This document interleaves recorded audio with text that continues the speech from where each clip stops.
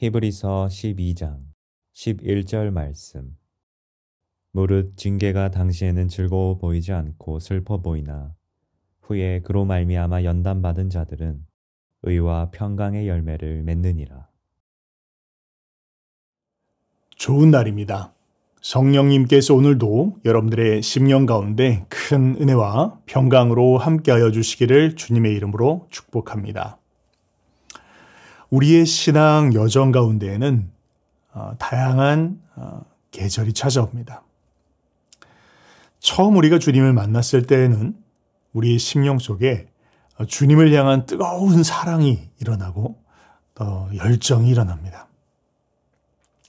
또 마치 하나님께서 우리와 함께 하시는 것과 같고 우리가 하나님께 기도하면 하나님께서 기다렸다는 듯이 응답하시는 그런 아주 친밀함을 느끼게 하는 그런 영적인 시즌이 있습니다. 근데 우리가 그런 영적인 시즌이 하나님 앞에 가는 순간까지 늘 그랬으면 좋겠는데 그런데 종종 우리의 신앙의 여정 속에는 그렇지 않은 시즌이 또 찾아오는 것을 우리는 알 수 있습니다. 마치 하나님이 응답하시는 것 같지 않고 마치 하나님께서 등을 돌리시는 것과 같고 얼굴을 돌리시고 나의 기도에 응답하시지 않는 아무도 기도를 들으시는 것과 같지 않고 하나님의 말씀도 또 내가 드리는 기도도 허공을 울리는 그런 메아리처럼 느껴지는 그런 영적 시즌이 또 찾아올 때가 있습니다. 어떤 사람은 이 시즌을 가리켜서 영적인 메마름의 시기다라고 이야기하기도 하고 또 어떤 사람들은 이 시간을 기다림의 시간이다라고 이야기하기도 하고 또 어떤 분들은 이 시간을 광야의 시간이다 그렇게 이야기하기도 합니다. 자, 그런데요. 이 시간은 비단 나만 겪는 시간이 아니라는 것을 우리는 먼저 알아야 할 것입니다. 신앙의 많은 선배들이 동일한 이런 영적인 메마름의 시간 혹은 기다림의 시간, 광야의 시간들을 지난 것을 우리는 알 수 있습니다. 하나님과 늘 함께하고 동행했다라고 이야기하는 다윗조차 그의 인생의 여정 가운데 이런 고백을 남겼습니다. 여호와여 어느 때까지이니까 나를 영원히 잊으시나이까 주의 얼굴을 나에게서 어느 때까지 숨기시겠나이까. 하나님과 친밀한 삶을 살았다고 하는 다윗조차 그의 인생의 여정 가운데 하나님께서 마치 나를 잊어버리신 것처럼 하나님께서 마치 자신을 나에게서 숨기시는 것처럼 느껴지는 그런 막막한 시간을 지나갔다라는 것입니다. 만약 여러분 가운데 지금 그런 시간을 지나가고 계시는 분들이 계신다면 혼자가 아니라는 것을 기억하시기 바랍니다. 많은 신앙의 사람들, 하나님의 사람들이 이런 영적인 메마른 시기를 지났습니다. 또 오랜 기다림의 시간을 지났으며 또 광야의 시간을 지나갔다는 것을 기억하시기 바랍니다. 자, 그런데 우리는 이제 이런 질문을 하게 됩니다. 하나님께서 처음 우리를 만나 주셨을 때 주님은 우리 가운데 약속해 주시기를 내가 너를 떠나지 아니하리라 너와 영원히 함께하리라라고 굳게 약속을 해 주셨어요. 그런데 왜 우리의 신앙의 여정에는 이처럼 외롭고 또 막막하고 하나님께서는 전혀 응답하시는 것 같지 않고 이런 영적으로 메마른 것과 같은 그런 시기를 지나야만 하는 것일까요? 오늘은 그 부분에 대해서 같이 한번 생각해 보길 원합니다. 먼저 우리가 기억해야 할 것은 하나님께서는 무소부재하신 하나님이라는 거예요. 하나님은 이 온 우주 만물에 충만하게 거하시는 분이십니다. 우리는 그 하나님을 피해서 도망할 것도 없고 또 하나님이 계시지 않는 것도 없다라는 것을 우리는 먼저 기억해야 합니다. 우리가 잘 아는 요나는 주님께서 니느웨로 가라라고 말씀하셨을 때 그 주님의 음성에 순종하기를 원치 않아서 여호와의 낯을 피하여 다시스라는 곳으로 도망하였다라고 성경은 이야기하고 있어요. 그런데 그가 폭풍 가운데 빠지게 되고 그리고 또 물고기 뱃속에서 3일 낮과 3일 밤의 시간을 지나면서 그가 깊이 깨닫게 된 것이 있는데 그것이 무엇이냐면 하나님의 낯을 피해서 도망할 곳은 없다라는 것이었습니다. 하나님을 피할 수 있는 곳은 이 온 우주 만물 가운데 전혀 없습니다. 우리가 어디를 가든지 무엇을 하든지 하나님은 우리와 함께 하시는 그런 하나님이십니다. 예레미야서도 이렇게 이야기를 하고 있는데요. 여호와의 말씀이니라 사람이 내게 보이지 아니하려고 누가 자신을 은밀한 곳에 숨길 수 있겠느냐. 여호와가 말하노라 나는 천지에 충만하지 아니하냐. 시편은 또 이야기하기를 내가 하늘에 올라갈지라도 거기 계시며 수월에 내 자리를 펼지라도 거기 계시니이다. 여러분, 우리가 하나님을 느낄 수 없다고 하여 하나님께서 마치 임재하신 것 같지 않다라고 내가 느낀다고 해서 하나님이 계시지 않는 것이 아닙니다. 내 기도가 응답되어지고 있지 않다라고 해서 하나님께서 지금 나의 기도를 듣지 않으시는 것이 아닙니다.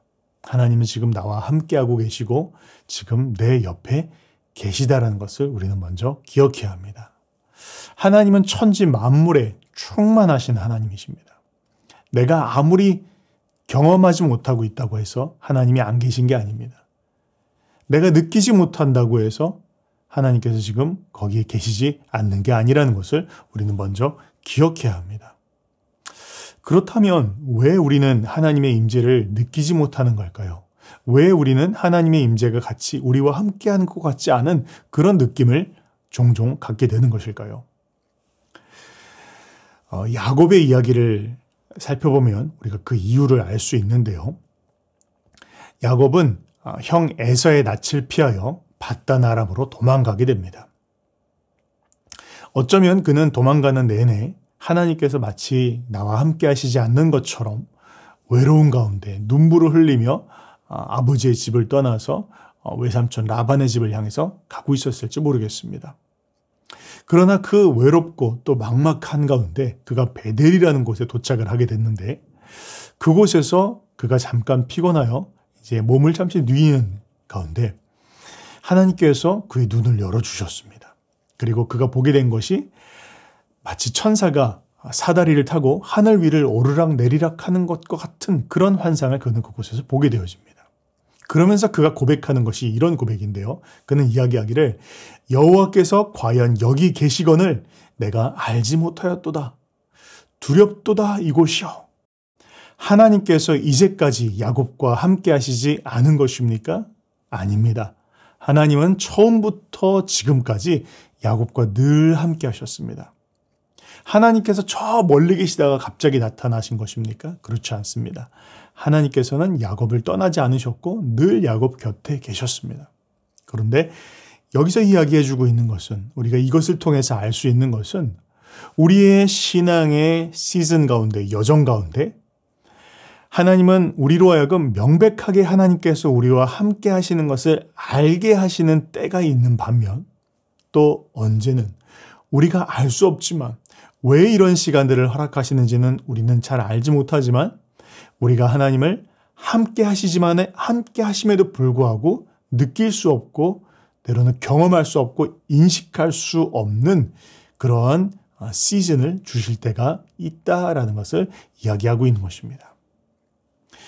그렇다면 우리는 질문하게 됩니다. 하나님 왜 우리에게 이렇게 하나님의 임재를 거두시는 마치 하나님이 계시지 않는 것처럼 느껴지는 그런 시간들을 허락하시는 것일까요? 거기에는 두 가지 이유가 있습니다. 첫 번째는 우리가 하나님을 찾고 구하도록 하기 위함입니다. 여러분, 우리가 처음 예수님을 만났을 때에는요, 우리 마음 가운데 뜨거움이 있고 또 하나님을 향한 순수한 사랑이 불타오릅니다.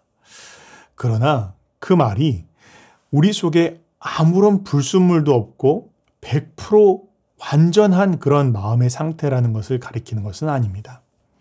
처음 우리가 주님을 만나서 뜨거운 사랑 가운데 있음에도 불구하고 우리의 심령 속에는 여전히 불순물들이 남아 있습니다.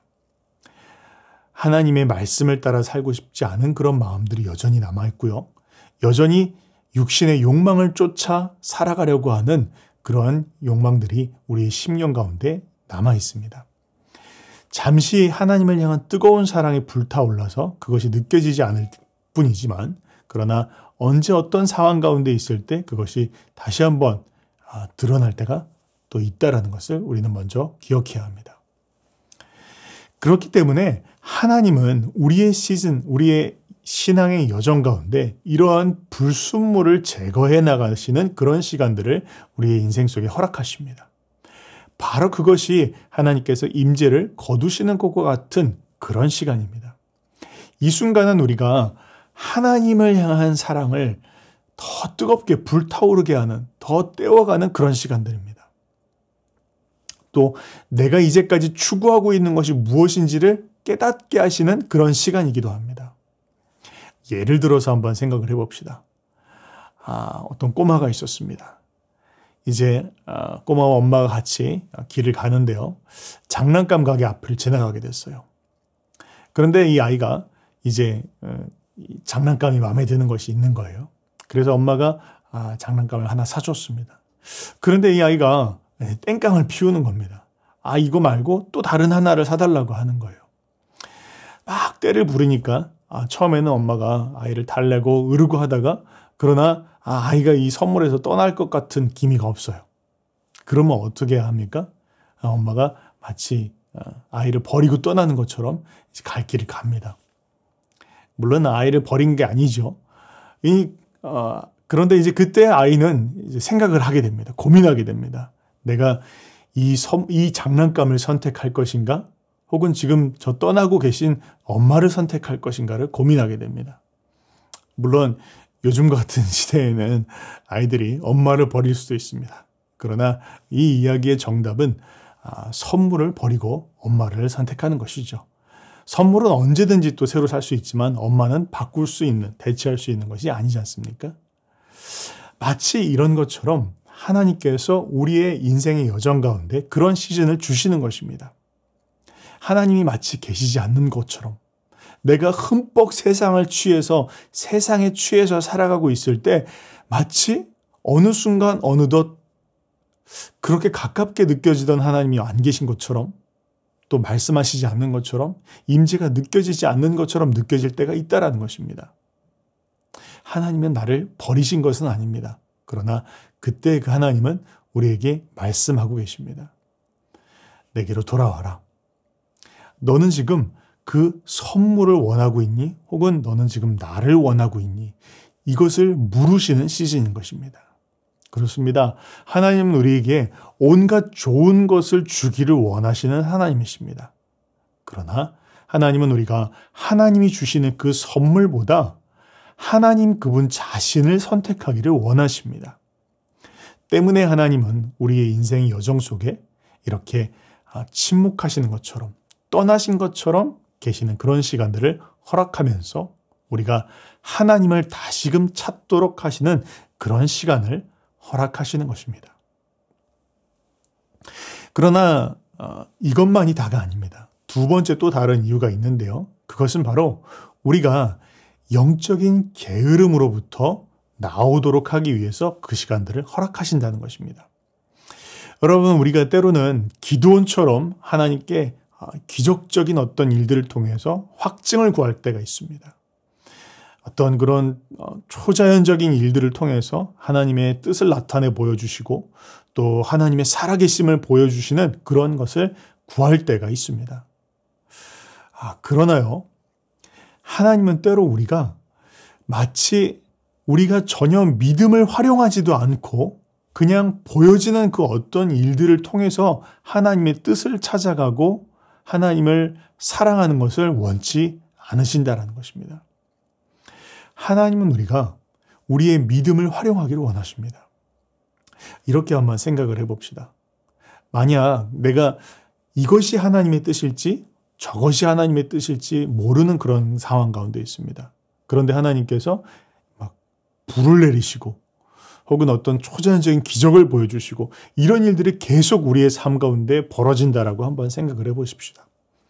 그러면 어떻게 될까요? 물론 뭐 편하고 좋겠죠. 별로 우리가 기도하지 않아도, 별로 하나님 앞에 엎드리지 않아도, 믿음을 활용하지 않더라도 눈앞에 보이고 그냥 체험되어지는 일이기 때문에 그냥 그것만 따라가면 되어지는 것입니다. 그러나 하나님은 이렇게 일하시지 않습니다. 하나님은 때로 말씀하시지 않습니다. 하나님은 때로 보여주시지 않습니다. 왜 그렇습니까? 기도하게 하시는 것입니다. 또 우리로 하여금 믿음을 활용하라고 말씀하시는 것입니다. 우리가 믿음을 가지고 하나님께서 일하시는 것을 기대할 수 있도록 또 구하도록 하나님은 그런 시간들을 허락하시는 것입니다. 성경을 때로 우리가 펴서 별로 애쓰지 않고 노력하지 않아도 막 하늘의 계시가 하늘로부터 싹 쏟아지면 얼마나 좋겠습니까? 그러나 잘 모르겠습니다. 여러분들은 그러시던가요? 저는 때로는 말씀을 펴도 때로는 알쏭달쏭할 때가 많습니다. 무엇을 말씀하시는지 모를 때가 오히려 알 때보다 더 많은 것 같습니다. 그러나 그때 포기하지 않고 말씀 앞에 서 있을 때, 또 말씀을 펴고 주님 앞에 나가서 무릎 꿇고 있을 때 하나님은 그 시간에 기뻐하시고 나에게 더 많은 것들을 열어주시고 보여주시는 것을 저는 많이 체험하였습니다. 이처럼 하나님은 우리가 그냥 자동적으로 뭔가를 이루어 가시는 것보다 우리가 그런 영적인 게으른 상태에 빠져 있기를 원치 않으시고 우리가 믿음을 활용해서 하나님 앞에 부지런히 나오도록, 하나님을 구하도록, 믿음을 가지고 나오도록, 기도의 시간 가운데 엎드리도록 하나님 우리에게 이런 시간들을 허락하신다라는 것을 우리는 기억할 필요가 있습니다. 자, 이것이 물론 이것보다 또 다른 어떤 하나님이 우리 가운데 이런 침묵의 시간을 허락하신 이유가 있겠지만요. 이처럼 하나님께서 우리에게 이런 시간들을 통해서 하나님은 우리를 하나님을 더 닮아가는 사람으로, 더 가까이 하나님을 찾고 구하는 사람으로 만들어 가시고 이끌어 주시는 분이시다라는 것들을 우리는 알 수 있습니다. 어쩌면 이것을 징계의 시간이다 그렇게 이야기할 수 있을지 모르겠어요. 그러나 징계가 그 순간에는 고통스러운 것처럼 보일지라도 그러나 그것은 우리에게 진정 유익을 주는 것이고 우리를 더 성숙하게 하는 것이다라는 것을 우리는 기억할 필요가 있습니다. 히브리서는 이렇게 이야기합니다. 무릇 징계가 당시에는 즐거워 보이지 않고 슬퍼 보이나 후에 그로 말미암아 연단받은 자들은 의와 평강의 열매를 맺느니라 그렇게 이야기하는 것입니다. 하나님은 우리를 영원히 자신을 감추시고 우리를 슬프게 하는 것을 기뻐하시는 하나님이 아니십니다. 그러나 하나님은 때로 그 시간을 허락하십니다. 그리고 그 시간을 통해서 우리를 더 하나님을 닮은 사람으로 빚어가는 그런 하나님이신 것입니다. 때문에요, 우리의 삶에 이러한 영적인 침체기 혹은 하나님의 임재가 느껴지지 않는 것과 같은 그런 시간들이 찾아왔을 때 우리가 어떻게 해야 될까요? 우리는 하나님이 지금 나와 함께 하고 계신다라는 것을 인식해야 할 것입니다. 그리고 그 앞에 내가 느끼던 혹은 전혀 느끼지 못하던 하나님 앞에 동일한 사랑의 고백을 또 믿음의 고백을 올려드려야 할 것입니다. 오히려 하나님은 우리에게 어떤 그런 임재를 통해서 초자연적인 현상들을 통해서 나타내 보여주실 때 우리가 하나님을 기뻐하고 쫓아가고 따라가는 것보다 전혀 어떤 것이 느껴지지 않을 때 우리가 하나님을 선택하고 하나님 앞에 머무는 것을 더욱 기뻐하시는 하나님이십니다. 올 한 해를 살아가면서 우리가 뜨거운 하나님과의 임재의 만남이 있으시기를 축복합니다.